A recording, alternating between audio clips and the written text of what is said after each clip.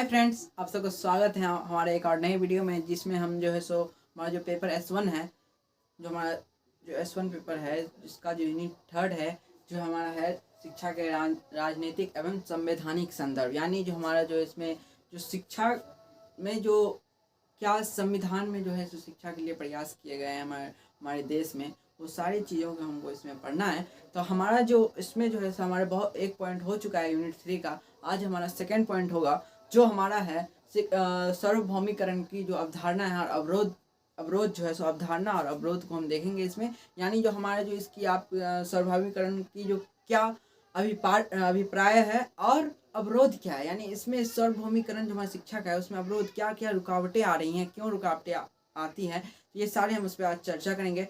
तो सार्वभौमिकरण के बारे में हमने जो है थोड़ा बहुत फर्स्ट ईयर में भी पढ़ा था, लेकिन आज थोड़ा हम और देख लेते हैं जो क्या होता है सार्वभौमिकरण। तो देखिए, शिक्षा में सार्वभौमिकरण की अवधारणा। अब शिक्षा में जो हमारा है सार्वभौमिकरण, तो उसकी अवधारणा यानी उसका क्या अभिप्राय है, उसे इससे हम आप क्या समझते हैं। तो देखिए, शिक्षा का सार्वभौमिकरण का अर्थ है कि प्रारंभिक शिक्षा तक समाज के सभी वर्ग के 6 से 14 वर्ष की आयु तक के बच्चे को बिना किसी भेदभाव के पहुंच होगी। यानी जो हमारे जो समाज के जो 6 से 14 वर्ष तक के बच्चे हैं ना, उनको बिना किसी भेदभाव के वो जो है सो शिक्षा ग्रहण कर सके, उनको जो है इस शिक्षा का जो उनको पहुंच हो, गुणवत्तापूर्ण शिक्षा उन्हें प्राप्त हो, ताकि समाज के सभी वर्ग के बालक और बालिकाएं कक्षा 1 से 8 तक की गुणवत्ता वाली निःशुल्क एवं अनिवार्य शिक्षा प्राप्त कर सके। जैसे हमारे कक्षा 1 से लेकर 8 तक की जो हमारे निःशुल्क शिक्षा का जो प्रावधान किया गया है हमारे देश में, वो क्या है सो प्राप्त कर सके। इसके तहत हमारा जो है सो हम सार्वभौमिकरण मतलब क्या होता है, सबके लिए, सभी के लिए जो हमारा आता है सार्वभौमिकरण, तो सभी के लिए शिक्षा आप इसको कह सकते हो सार्वभौमिकरण शिक्षा का। यानी जो बिना किसी भेदभाव के, बिना जो है किसी को भेदभाव किए सबको गुणवत्तापूर्ण शिक्षा देना, सबको जो है सो अच्छे से शिक्षा ग्रहण करवाना जो है सो सार्वभौमिकरण शिक्षा की अवधारणा है। और इसके जो बहुत सारी रुकावट आती हैं हमारे देश में, हमारे राज्य में। जो हमारी रुकावटें हमारे यहाँ पे निम्नलिखित है, जिसे हम देखेंगे। तो आपने सार्वभौमिकरण समझ लिया। अगर सार्वभौमिकरण अगर अच्छे से होता है तो क्या होगा, तो हमारे देश के जो बच्चे होंगे वो अच्छे से जो सीख पाएंगे, उनको गुणवत्तापूर्ण जो है सो क्वालिटी वाला एजुकेशन मिलेगा, उनको वो अच्छे से पढ़ पाएंगे। वो जो है सो हमारे देश में जो है सो देश का विकास अच्छे से होगा, वो जो है देश के लिए कुछ कर पाएंगे। शिक्षा रहेगा तभी ना वो कुछ बन पाते हैं, या कुछ उनकी जो सोच है, जो उनकी थिंकिंग जो है सो वो डेवलप होती है शिक्षा के जरिए ही। अगर क्वालिटी वाला एजुकेशन उनको मिलता है तो उससे क्या होती है, उनको अगर अच्छे प्रकार से शिक्षा मिलती है तो उनकी जो है माइंड जो है विकसित होता है, उनका संज्ञान जो है सो अच्छे से जो है सो डेवलप करता है। इसमें हमारा सार्वभौमिकरण हुआ। अब हमारा है शिक्षा का सार्वभौमिकरण का जो अवरोध यानी रुकावटें क्या क्या है। तो पहला तो इसमें है संस्थानों की अनुपलब्धता। अब देखिए, कहीं कहीं यहाँ पे हमारे जो है सो संस्थान यानी विद्यालय जो है ना सो नहीं रहता है। संस्थान की उपलब्धता रहती है, संस्थान रहता है तो जर्जर रहता है, मतलब अच्छे से उसमें पढ़ने लायक जो है सो लोग बैठने लायक भी नहीं रहते हैं, तो पढ़ने का बात ही छोड़िए, मतलब गिरता रहता है कहीं से भी, कहीं भी वो कभी भी गिर सकता है। इस प्रकार के जर्जर जो है सो भवन जैसे रहती है। दूसरा है हमारा पाठ्यक्रम सिलेबस। पहला हमारा हो गया। दूसरा हमारा है पाठ्यक्रम यानी सिलेबस। कहीं कहीं पे आप देखते होंगे जो पाठ्यक्रम जो सिलेबस है ना, वो तो हमारे सरकार ने तय कर दिया है। हमारा जो NCF BCF जो है सो BCF जो है सो हमारा तय कर दिया है हमारा।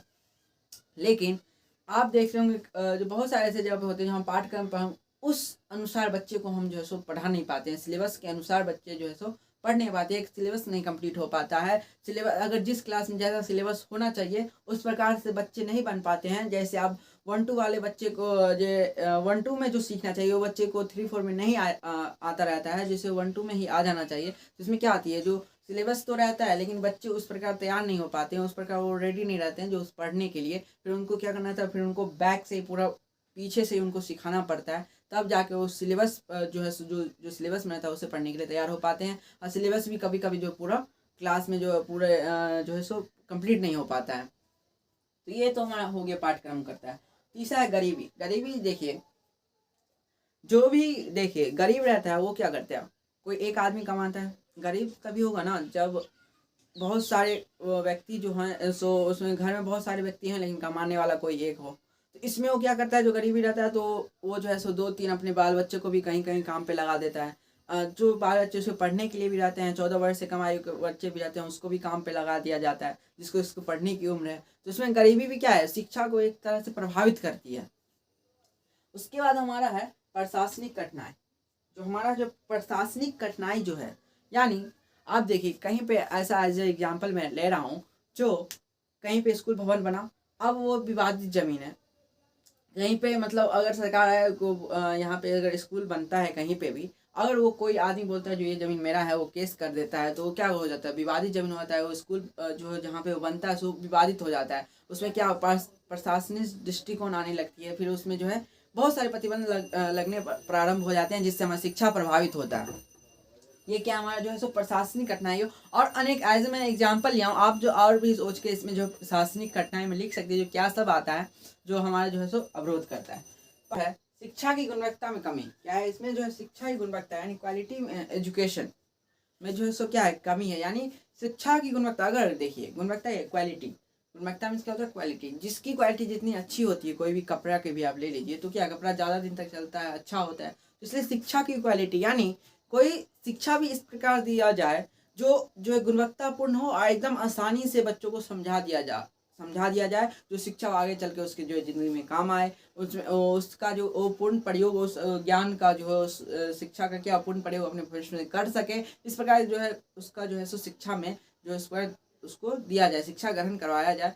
यही हमारा जो है होता है, जो शिक्षा में गुणवत्ता की कमी आती है। जो बच्चे जो है सो क्या पढ़ लेते हैं, कैसे जो कोई कुछ भी पढ़ा दिया जाता है, बच्चे भी हाँ समझते हैं ना समझते हैं, तो वो वैसे समझ जाते हैं या नहीं समझते हैं, शिक्षक को पता चलता है नहीं पता चलता, बच्चे भी बोल देते हैं हाँ समझ आ गया, और उसको लेकिन रियल में नहीं आता रहता है। तो ये जो हमारा ये जो है सो शिक्षा को जर्जर कर देती है, इस प्रकार की जो बच्चों को ये जो एक माहौल मिलता है जिसमें बच्चे खेल कूद के सबसे क्वेश्चन पूछते हैं, अगर नहीं समझ में आता है तो इस प्रकार में क्या होता है, उसकी क्वालिटी जो होती है ना एजुकेशन की, वो निखरती है, वो सबके सामने निखरती है। बच्चे को भी मन में अच्छे से पूरा जो है माइंड फ्री करके वो पढ़ता है। लेकिन अगर कोई बच्चे को डरा के आप रखते हो, डर के माहौल में रखते हो, तो बच्चा कोई क्वेश्चन ही नहीं पूछेगा, बोलेगा जो सर से पूछेंगे तो सर हमको पीटेंगे। तो इस प्रकार में क्या होती है, गुणवत्ता में कमी आती है शिक्षा की गुणवत्ता में।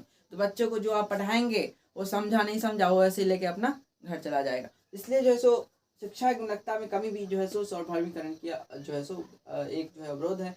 प्राकृतिक कठिनाइयाँ भी होती है, कई कई पे इस प्रकार के माहौल होते हैं जो प्राकृतिक कठिनाई होती है, जिसमें अगर जो है सो इस प्रकार के क्षेत्र होते हैं जो आपको जो है सो रोड नहीं मिलता है इस विद्यालय जाने के लिए, आपको जो है नाव से जाना पड़ता है कहीं से, मतलब बाढ़ग्रस्त क्षेत्र में कहीं कहीं पे स्कूल 6 महीना खुलता है 6 महीना बंद रहता है। जो क्यों बंद है, तो पानी लगा हुआ है स्कूल में, पूरा जो हमारा जो उसका जो कहीं पे ज़्यादा वर्षा हुई तो पानी लग गया, जो है रास्ते चलने लायक नहीं रहे, आपको जाना पड़ता है तो नाव से जाइए, नहीं तो अपना जो है सो हेल के जाइए। जिस प्रकार से आपको जाना होता है ना, आप उस प्रकार से उसमें क्या हो जो उस प्रकार से आप नहीं जा पाते हो। कोई भी प्राकृतिक आपदाएं आ जाती है जिस प्रकार से आप नहीं जाती हो, जैसे बहुत सारे बिहार में ही क्षेत्र मिल जाता है जो हमारे जो बाढ़ से ग्रसित क्षेत्र है, जिस टाइम जहाँ पे उस एरिया के जो स्कूल विद्यालय होते हैं वो बंद हो जाता है, उस कारण से हमारी शिक्षा जो प्रभावित होता है। ये हमारा प्राकृतिक कठिनाई है। उसके बाद धन का अभाव, यानी धन का अभाव जो हमारा है, पैसों का अभाव के कारण हम क्या करते हैं, चाहे किसी का पेरेंट्स का पैसा का अभाव हो, अभिभावक का, तो बच्चे अपना जो है निःशुल्क शिक्षा ग्रहण करते हैं, तो वो अब सरकार का है। लेकिन उससे आगे क्या करे बच्चे, आपने निःशुल्क शिक्षा तो ग्रहण करा दिया, लेकिन उससे आगे फिर उसको जो है सो शिक्षा तो यहाँ तक तो उसको बेसिक नॉलेज मिल जाती है, लेकिन उससे आगे वो जो है सो अपना शिक्षा का विस्तार नहीं कर पाता है, जो उसे बनना चाहिए वो नहीं बन पाता है, पैसे के अभाव के कारण, धन के अभाव के कारण।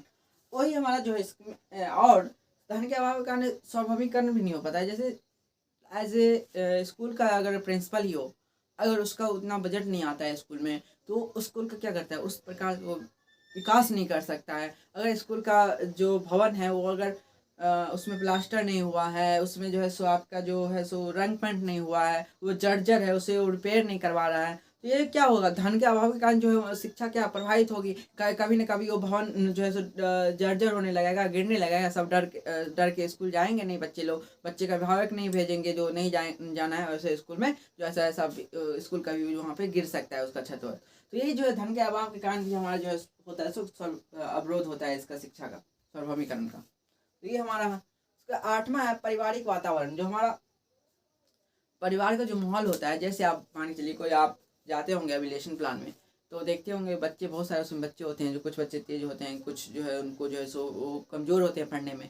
तो गौर कीजिएगा, उनसे क्वेश्चन करिएगा, जो कमज़ोर होते हैं, जो आप घर पे पढ़ते हो, आपके माँ बाप मम्मी पापा जो है सो आप पे जो है सो ध्यान देते हैं, पढ़ते हो कि नहीं पढ़ते हो, सो देखते हैं क्या होमवर्क जो है आप जो यहाँ से ले जाते हो, सो आपको देखते हैं क्या लिए हो, क्या बना रहे हो, क्या करते हो।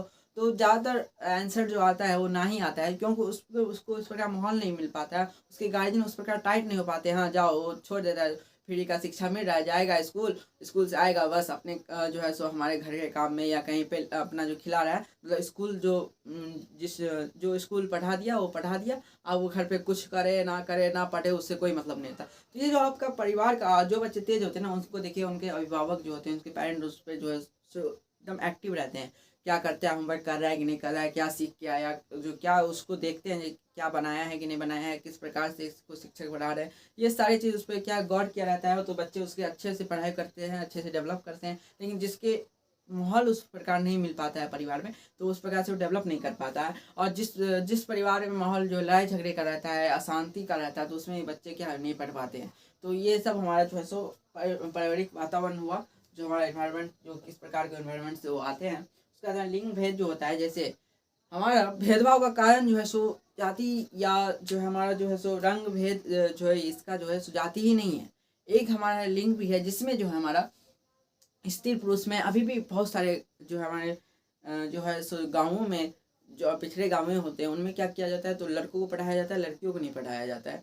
चाहे कोई बेटी होती है तो बेटी को नहीं पढ़ाएंगे, क्योंकि बेटी दूसरे घर ही जाना है शादी होके, बेटा तो हमारे लिए रहेगा, तो कमाएगा खटाएगा, जितना पढ़ाएंगे उतना उससे उससे ज़्यादा पैकेज वाला नौकरी होगा, और वो हमको जो है सो खिलाए पिलाएगा। लड़की को क्यों पढ़ाएं भाई, दूसरे घर जाना है। तो ये सब जो सोच रहती है भाई, जो गाँव के लोगों को जो रहती है ना, तो ये सब बहुत जो है सो शिक्षा को सर्वाधिक को प्रभावित होती है, क्योंकि वो अपनी स्त्री शिक्षा पे उतना जोर नहीं दे पाते हैं जितना वो पुरुष की शिक्षा पे जोर देते हैं। तो लिंग भेद भी है सर्वभौमिकरण का जो है सो ना एक बहुत महत्वपूर्ण उदाहरण है। उसके बाद हमारा है आधारभूत संरचना, जो बेसिक कंस्ट्रक्शन होता है ना, उसका भी जो है अभाव रहता है हमारे जो है हमारे देश में, जो हमारा जो राज्य कहिए, उसमें जो है बहुत सारे जो आधारभूत संरचना है, जो बेसिक इंफ्रास्ट्रक्चर है, उसका भी क्या होता है जो उसमें कमी होती है। मान के चलिए, अगर किसी बच्चा का बेसिक कमज़ोर होता है, वो उसको जो है सो जोड़ घटाव नहीं आ रहा है, आप उसको गुना सिखा रहे तो कैसे समझेगा, नहीं समझ पाएगा। और किसी का अगर बेसिक स्ट्रांग रहता है ना, तो क्या आगे जाके और अच्छे से क्वेश्चन कर पाता है, और अच्छे से जो है सोच डेवलप कर सकता है। अगर आपको उसका बेसिक कमज़ोर है, आप उसको ये आता ही नहीं है और जोड़ घटाव, और आपको उससे आगे का पढ़ाई करवा रहे हो, और उसको और वो नहीं देख पाता है, लेकिन आप उसको शब्द बनवा रहे हो, वो वर्ण अच्छे से नहीं पहचान पाता है, आपसे शब्द वाक्य बना रहे हो, तो वो किस प्रकार से पढ़ेगा, क्या पढ़ेगा, वो आप भी समझ सकते हो। तो इसी प्रकार आधारभूत संरचना जो स्ट्रक्चर रहता है, उसका क्या अभाव के कारण जो हमारा सार्वभौमिकरण जो होता है सो जो अवरोधित होता है। उसके बाद हमारे शारीरिक निशक्तता। शारीरिक निशक्तता यानी मानी चलिए कोई भी बच्चे जो है सो शारीरिक रूप से कमज़ोर होते हैं, मानसिक रूप से कमज़ोर होते हैं, तो इसमें भी क्या सार्वभौमिकरण जो है सो अवरोधित होता है, क्योंकि बहुत सारे अभी तो चला है, लेकिन सबको जो है सो सर्व शिक्षा जो चला है, जो सभी को एक समान शिक्षा देना है, उसमें हमारा जो ये जो शारीरिक निशक्तता वाले बच्चे आ जाते हैं, उनको क्या होता है, उस प्रकार से उनको शिक्षा अभी तक सरकार ने तो बोल दिया जो देना है, लेकिन अभी तक उसे डेवलप नहीं हो पाया है। हमारे गाँवों, कितने गाँव के स्कूल में जो है सो बच्चे को अगर कोई अगर सुनने में कठिनाई हो, तो उनको उसके लिए उपलब्ध नहीं कराया जाता है, और उससे जो है विद्यालय आने में वो असमर्थ है, तो उस प्रकार से उसको अभी तक शिक्षा नहीं दी जा रही है, जो अपने वो विद्यालय किस प्रकार आया, वो वहाँ पे आके बैठ के पढ़े, या इस प्रकार से कुछ कुछ उसको लिए प्लानिंग की जाए, जो हमारे जो है सो बच्चे जो शारीरिक निशक्तता के हों, उनको भी जो है सो मदद मिल सके सार्वभौमिकरण का। और जो अगर मानसिक कमजोरी होती है जिन बच्चों को, उनको भी जो अच्छे से पढ़ाया जाए, उस प्रकार उनके माहौल को ढाल के पढ़ाया जाए, जिससे जो है सार्वभौमिकरण जो अवरोध है सो अवरोधित ना हो, उन सब के लिए भी अच्छे प्रकार से शिक्षा क्वालिटी जो है गुणवत्तापूर्ण शिक्षा हो।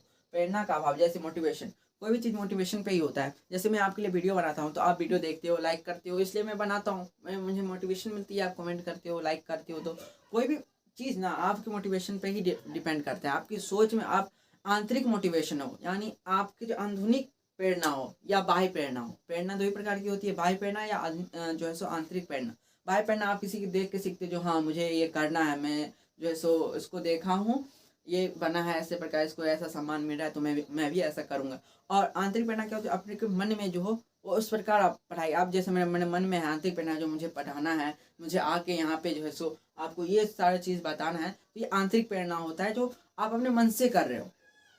आपको जो किसी को आपको दिखावट यानी जो दिखावटी नहीं होता है वो नहीं है, आप अपने अंतर प्रेरणा हुई जो पढ़ाने की, तो आप क्या कर रहे हो, आप आके वहाँ पे पढ़ा रहे हो। तो ये होता है प्रेरणा होता है। आप कोई भी काम क्या करते हैं प्रेरणा में करते हो, मोटिवेशन के साथ करते हो। अगर आप अभी तक आपने भी देखा होगा, कुछ मोटिवेशन आपको आता है तुरंत आप तुरंत काम को शुरू करने लगते हो, कर देते हो, और वही कर देते हो काम, और वही धीरे धीरे क्या होगा, मोटिवेशन कम हो जाता है, तो आप वो काम को धीरे धीरे छोड़ देते हो या भूल जाते हो काम को। तो ये हमारा प्रेरणा का अभाव भी होता है, जो हमारे जो कितने भी बच्चे के परिवार में जो है प्रेरणा नहीं मिल पाती है पढ़ने के प्रति, जो पढ़ के ये बनोगे ये कर पाओगे, यानी उस शिक्षा के प्रति प्रेरणा नहीं डेवलप कर पाता है, जो हमारा जो है सो जो क्या करेगा, और मतलब जो पढ़ेगा तो क्यों पढ़ना चाहिए, उसकी शिक्षा से क्या ग्रहण करेगा, तो शिक्षा से क्या ग्रहण करके क्या होगा, ये सब उसे मोटिवेशन देने वाला कोई नहीं होता है। उसके बाद है सामाजिक स्तर पर असमानता, यानी सामाजिक स्तर पर भी जो है सो असमानता बहुत सारे फैले हुए हैं, जो है हमारे जो जाति के नाम पे होता है, जो हमारे लिंग के नाम पे होता है,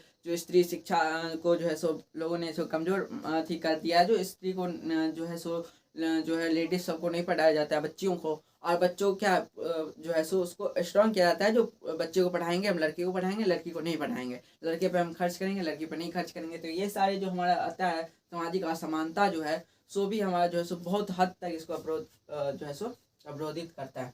घर और विद्यालय में दोनों ही शिक्षा के अनुकूल वातावरण का अभाव, और घर में और विद्यालय में दोनों में ही अगर आपके शिक्षा के वातावरण के अनुकूल वातावरण ना हो तो आप शिक्षा ग्रहण नहीं कर सकते हो। आप हंसिए खेलिए मदद इस वातावरण में जो है सो आप सीखने के वातावरण में खेलिए। जैसे विद्यालय में आप चला है ना, जब आपको खेल में क्या कराया जाए, पढ़ाया जाए, आपको माहौल कैसा हो एकदम, जो बच्चे इस प्रकार पढ़ें जो उन पर जो है पढ़ाई बोझिल ना हो, उनको जो है सो दबाव महसूस ना हो शिक्षा का, जो हमको करना है। आप उसको खिला के उसको जो है इस प्रकार से माहौल को ढालिए जो उस प्रकार माहौल में आए और वो पढ़ सके। तो ये हमारा क्या है, उसके अनुकूल वातावरण हो, यानी शिक्षा के अनुकूल वातावरण हो। विद्यालय में शिक्षा का अनुकूल वातावरण हो, अगर घर में ही नहीं रहे तो विद्यालय जाएगा फिर घर में आके पढ़ाई नहीं करेगा तो क्या बच्चा सीखेगा। तो घर में भी शिक्षा के अनुकूल वातावरण रहे और विद्यालय में ही, चाहे बच्चा खेले पढ़े विद्यालय में भी, तो वो क्या पढ़े तो शिक्षा के अनुसार, यानी कुछ उससे सीखे, इस प्रकार उसे पढ़ाना चाहिए, उस वातावरण में अनुकूल ढालना चाहिए। घर में भी आप जो है सो बच्चों को जो है शिक्षा के अनुकूल वातावरण में रखना चाहिए। अशिक्षा एक इम्पोर्टेंट अवरोध कह सकते हो, क्योंकि देखते होंगे जो आप जो है अभी जो हमारा ये जो अभी सरकारी स्कूल 9 से 5 हुआ है, तो आपने एक वीडियो भी देखा होगा, जो एक आदमी आता है तो अपने बच्चे को बकरी चलाने ले जाता है। तो ये बताइए अशिक्षा जो है हमारा, ये वो भी एक तरह से ठीक है, गरीबी है तो वो अपने बच्चे को चलाता है, लेकिन अशिक्षा के कारण भी है, क्योंकि वो जानता है जो अभी जो बच्चा पढ़ेगा शिक्षा ग्रहण करेगा वो आगे जाके कुछ ना कुछ करेगा, ये वो नहीं जान पाता है शिक्षा के कारण। उसमें जो होती है सो और शिक्षा के कारण क्या होती है, वो शिक्षा के प्रति प्रेरणा नहीं दे पाता है अपने बच्चे लोगों को, मोटिवेट नहीं कर पाता है। वो खुद क्या करता है, वो उससे बच्चे लोगों को शिक्षा से जो है छीनता रहता है, उसको हटाता रहता है। तो ये क्या है, अशिक्षा है, यानी जो है बच्चों में जो है ना, इससे क्या करते हैं प्रेरणा नहीं दे पाता। अशिक्षा के कारण अभिभावक जो होते हैं सो शिक्षा के प्रति प्रेरणा नहीं दे पाते हैं, तो उनको जो है सो वो फोर्स नहीं करते हैं बच्चों को पढ़ने के प्रति, वो और जो है सो उससे जो है सो शिक्षा के प्रति हटाते हैं, जो इस प्रकार तुम अभी काम करो, ये नहीं करना है, अभी काम करोगे तो कुछ लाओगे, पैसा कमा के लाओगे जिससे घर चलेगा अभी। तो ये सब क्या होता है, अशिक्षा के कारण होता है। उसके बाद हमारा है भाषागत कठिनाइयाँ। देखिए भाषागत कठिनाइयाँ भी सार्वभौमिकरण के लिए एक बहुत ही महत्वपूर्ण अवरोध है। जैसा कि आप देख रहे हो अभी जो एग्जाम हुई है उसमें बहुत सारे शिक्षक के जो है सो ट्रांसफ़र हुआ है, जो सो दिए हैं उनको घर से बहुत दूर तक ट्रांसफ़र हुआ है, मतलब राज्य में ही। लेकिन यही मान के चलिए आपको पूरा अगर देश भर में ट्रांसफ़र हो, आपको सिर्फ हिंदी आती हो, इंग्लिश नहीं आती हो, आप कहीं साउथ इंडिया में पढ़ाने के लिए जाते हो, और साउथ इंडिया में तो क्या होता है वहाँ पे इंग्लिश तो आप चाहिए, हिंदी उतना लोग उतना जो है कंफर्टेबल नहीं हो पाते हैं, आपको तब इंग्लिश में होना चाहिए। तो इंग्लिश के लिए आप क्या सीखना पड़ेगा, इंग्लिश। भाषागत कठिनाइयाँ आई कि नहीं है। और अगर आपको तमिल में अगर आता है, आपको अगर तेलुगु आता है, आप कन्नड़, अगर कोई भी भाषा साउथ इंडियन का आता है जो राज्य में गए, तो आप क्या अच्छे से पढ़ाई अच्छे से किसी भी चीज़ को डील कर पाएंगे। जैसे अब सरकार भी कर रही प्राथमिक शिक्षा जो हमको मातृभाषा में ही देना है, जिस एरिया में आप रहते हो उसकी मातृभाषा में आपको प्राथमिक शिक्षा देना है। तो अगर आपको उस एरिया का जो मातृभाषा नहीं आएगा तो आप क्या उसको जो है अपने अच्छे प्रकार से जो शिक्षा दोगी, जिस प्रकार आपको सरकार कह रहा है मातृभाषा में शिक्षा देने के लिए। जो हमारा जो भाषागत कठिनाइयाँ भी बहुत सारी आती है, जैसे हम बिहार में भी बहुत सारी मातृभाषा अलग अलग है सभी लोगों का। तो आप जो है सो किसी का भोजपुरी है, किसी का मैथिली है, किसी का अंगिका है, किसी का बहुत सारे जो है सो भाषाएं हैं हमारे बिहार राज्य में। ये तो वो क्या भाषाएं आनी चाहिए, क्योंकि भाषागत कठिनाइयाँ तो होती है ना। आप क्या प्राथमिक शिक्षा उसको दे पाओगे, मातृभाषा में नहीं दे पाओगे। आप बिहार में चलिए, थोड़ा मोड़ा भाषा सब समझ जाएगा, हिंदी बोलिएगा तो जो है हिंदी भाषी लोग यहाँ पे रहते हैं। लेकिन आप दूसरे राज्य में जाइएगा तो उनको क्या करिएगा, अगर दूसरे राज्य के शिक्षक बनेंगे तो उनको आपको तो भाषा थोड़ा बहुत आना चाहिए। तो बच्चों को आप उस टोन में पढ़ाइएगा, आपको उस भाषा के प्रति, उस भाषा में नहीं जाएगा तो उस टोन यानी उसको जो है टोन जो होता है उस प्रकार पढ़ाइएगा ना, बच्चे भी समझेंगे हाँ टीचर हमारे हैं, हमारे भाषा में बोलते हैं। तो बच्चा भी आपको क्या लेगा, उतना भय से नहीं देखेगा, आपको भी फ्रेंडली लेगा, आपको भी अच्छे से जो है उसको डील करने में आसानी होगी और बच्चे भी अच्छे प्रकार से समझ पाएंगे। तो इसमें भी क्या होता है, सार्वभौमिकरण की जो है ये अवरोध होता है। तो ये हमारा मुख्यतः था 1 से लेकर 16 तक भाषागत जो हमारी कठिनाइयाँ। और पहला जो हमारा था संस्थानों की अनुरूपता में इतना। अगर आप लिखना चाहते हो तो लिख सकते हो, नहीं तो स्क्रीनशॉट ले लो। और हमारा आज 2 टॉपिक है। इसके बाद हम देखिए सार्वभौमिकरण के कारण हमारे जो है सो इसके बहुत सारे प्रयास भी किए गए हैं हमारे देश में, राज्य में, जिसमें एक सबसे जो है अच्छा उदाहरण जो है सो सर्व शिक्षा अभियान है। इसके बारे में हम जो अगले वीडियो में पढ़ेंगे, इसकी पूरी डिटेल से पढ़ेंगे, क्या हुआ था, कब ये स्टार्ट हुआ, किसने किया, किस प्रकार से है और क्या सब है, ये सारी चीज़ हम पढ़ेंगे अगले वीडियो में। अगर आपको ये वीडियो अच्छा लगा तो लाइक करिएगा, इस वीडियो को शेयर करिएगा और एक कमेंट जरूर करिएगा। बाय, स्टे ट्यून्ड, फिर मिलेंगे नेक्स्ट वीडियो, बाय।